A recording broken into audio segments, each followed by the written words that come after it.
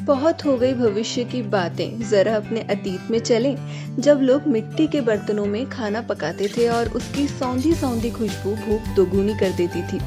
अगर आप नॉनवेज खाने के शौकीन हैं और वही पुराने तरीके से इसे बनाकर बोर हो चुके हैं, तो आज मैं आपके फीके स्वाद में लगाऊंगी देसी तड़का।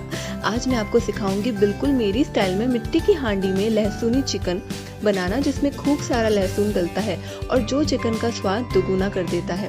आप इसे ट्राई ज़रूर करें, बहुत शानदार चिकन बनकर तैयार होगा। लेकिन मिट्टी की हांडी में कुछ भी बनाते समय एक बात का ध्यान ज़रूर रखें कि उसमें गर्म तेल में कुछ भी ठंडी चीज़ का प्रयोग ना करें। उसमें पानी भी गर्म करके ही यूज़ करें, उससे हांडी चटकने का डर रहता है। तो चलिए शुरू करते हैं लहसुनी चिकन की recipe. Hello friends, welcome to my channel. मैं स्नेहा आपके साथ। अगर आपको ये वीडियो पसंद आए तो लाइक कीजिए, शेयर कीजिए और सब्सक्राइब करना बिल्कुल भी मत भूलिए।